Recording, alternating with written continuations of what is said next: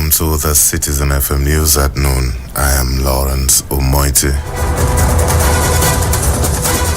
The Senate has resolved to include the dredging of River Benue, River Niger and other river projects in the 2024 appropriation bill to combat the recurring flooding and consequences. The Senate also requested the President to facilitate the construction of the Dazin Hausa Dam in Furore local government area of Adamawa to prevent excessive flooding from the Ladulam in Cameroon.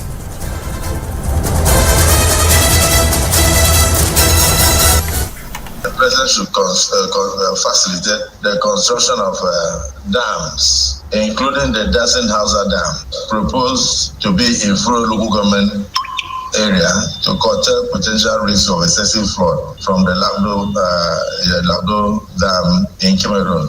We are very saddened by the perennial loss of lives on the waterways, and our prayer is that the resolution so far arrived at by the Senate will curb the continuous flooding and also and save lives. And as we have directed that proper investigation be done to find out why we continue to have these incidences, and I think we are in the right direction. The military and the Inspector General Police, Kayode Egbetokun, have declared a battle against hoodlums who may be planning to snatch ballot boxes during Saturday's governorship elections in Kogi, Bayelsa, and Imo states. The security chiefs threatened to deal with troublemakers, just as the police authorities said they had deployed 67,000 personnel in Kogi and Bayelsa states ahead of the polls. Speaking on the security operations for the election, the General Officer commanding 6th Division Nigerian Army warned anyone planning to snatch ballot boxes or cause trouble in the governorship election to stay clear of the coastal state or face the consequences. The Independent National Electoral Commission is yet to prosecute 197 electoral offenders months after the 2023 general elections.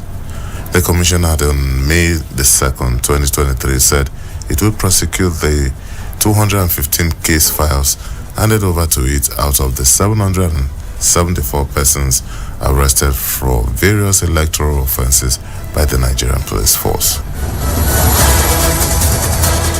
The suspended resident electoral commissioner for Adamawa State, Odo Yunusa Ari, was absent at the State High Court in Yola, where he was to be arraigned over his unilateral decision to announce the result of the 2023 Adamawa governorship election while the exercise was ongoing.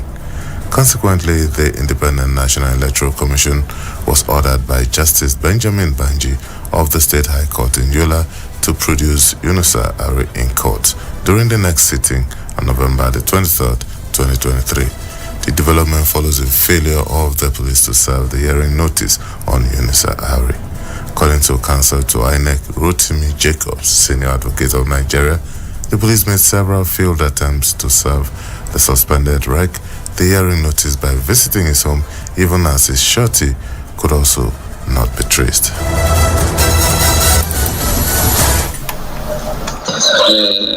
Lawyers have been encouraging him to do so. So unfortunately, that's where we find ourselves. So because the case is using against arraignment, he's not a party in that case. And even in that case, the persons who went to court lost. So we won against the person. So one will actually be writing letter to court asking for dates, asking for adjournment based on a case that he is not a party, is not connected with the case. And in any case, the basis for that case is that the petitioner in the election petition claimed that he wants to call him as the sole witness, as his principal witness, star witness in the matter. Eventually, they never called the man, and yet you are still prosecuting the case. It's so absurd. It's the duty of the police to get him, and that's what the court is saying, that the police should be able to get him wherever he is. He was invited, his surety was called, so he refused to come. So that's what is happening. The Economic and Financial Crimes Commission on Monday did not bring the former governor of Central Bank of Nigeria, Godwin Emefiele, to court. This was in defiance to an order by the Federal High Court on Thursday ordering the commission to either release him or produce him in court for the hearing of a motion on his bail. At the court proceedings on Monday, the former CBN governor was absent. Emefiele's lawyer, Marty Booker, accused the EFCC of disobeying the court order. The court was very clear, released the applicant. He has not been released. Our report to the court was simple, that the order of the court has not been complied with. And what are we dealing with? We're dealing with a situation in which a Nigerian has been in custody for 149 days with agencies of government, DSS and the EFCC. And the law is very simple. Once you have any issue against anybody, you are supposed by law to arraign him in court within 40. The candidate of the Labour Party, Peter Obi, on Monday said his dreams for a new Nigeria has not ended with the October 26, 2023 verdict of the Supreme Court. Obi spoke at a press conference in Abuja about 2 weeks after the Apex Court affirmed the February 25th electoral victory of President Bola Tinubu. Obi, who faulted the judgment of the Apex Court, however agreed that the end has come to the legal battles of the last election. The federal government has reiterated commitment to collaborate with the United Kingdom on transnational higher education to unlock new opportunities for Nigerian students. The Minister of State for Education, Dr. Tanko Yusuf Sununu, expressed the commitment while receiving the Nigerian-UK Steering Committee on Transnational Higher Education in Abuja. Sununu stated that the capacity of Nigerian universities are not enough to address the demands of students, noting that the transnational education will be the key to ensure Nigerians have access to more education facilities. At the time we are now, Nigeria is in serious need of collaborations, and that's why even in the 8-point agenda of Mr. President, collaboration feature prominently. And in education, there is a goal of tapping skills from different aspects of education. And we do believe that to tap means to collaborate, exchange, and also transfer. Therefore, transfer of knowledge is a key issue in this government. And to make it specific, education is a very bigger thematic area, and we are challenged because we have so many children there out of school, and therefore we want to see how much we can do in the shortest possible time to mobilize those students back to school, not only mobilizing back to school, to give them access to qualitative education that will be meaningful in terms of providing them with skills that they can think out of the box and contribute meaningfully to the. In his remarks, the United Kingdom government's international education champion, Professor Steve Smith, who disclosed that Nigeria is one among the 5 countries that the UK is deepening relations with, emphasized that the aim of the partnership is to work out modalities on how UK universities can collaborate more with Nigeria as partners towards broadening education. And my role is to promote deeper relationships between the education and research systems of the UK and for only 5 countries in the world: Saudi Arabia, Nigeria, Vietnam, Indonesia, and India. So my job is to try and work through how we can deepen the relationships between the UK and those countries, that each time we're doing qualitatively different things. So the first time was a kind of get to know you. The second was to work out the processes we needed to develop to build the relationship. And what that does is it gives us a firm foundation on which to build mutually beneficial two-way partnerships between the UK and Nigerian universities.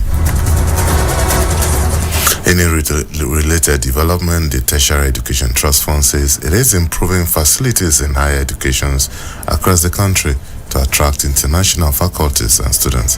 The Executive Secretary of TED Fund, Sonia Jono, disclosed this while receiving a team from the United Kingdom government on international education in Abuja. The ES said the priority will be given to UK institutions to foster linkages and partnership, noting that the collaboration with UK institutions will focus on skills development for Nigerian institutions. Partnerships have always been at the center of our relationship, and Steve Smith is always emphasizing that mutual respect, mutual recognition, win-win solutions. And that theme has been sold and accepted by the leadership here in this country. So you are assured that top priority will be given to your institutions as we process the various requests coming into from our various beneficiary institutions.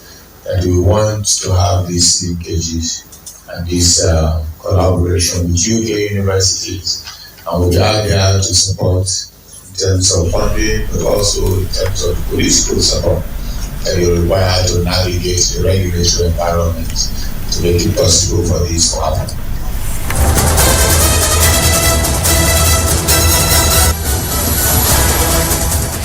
And on the foreign scene, heads of several major United Nations bodies, including the UN, has made a united call for humanitarian ceasefire in Gaza as Israel strikes intensify nearly 1 month into the conflict.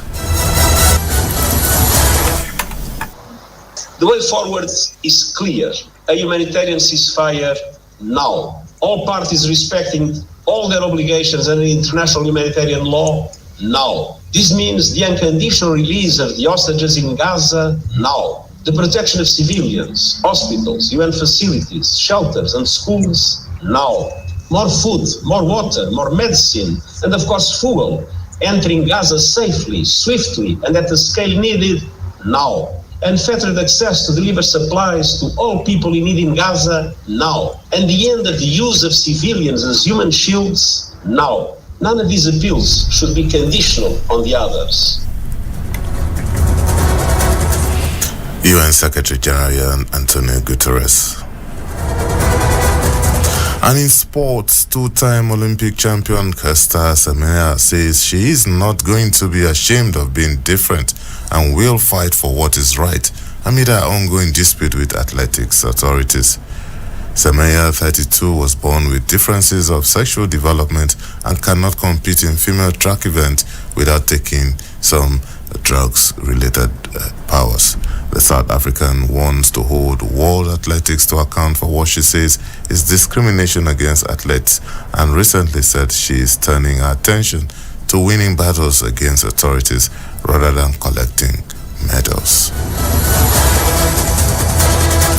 And that's the Citizen FM News at noon. I am Lawrence Omoite. Good afternoon.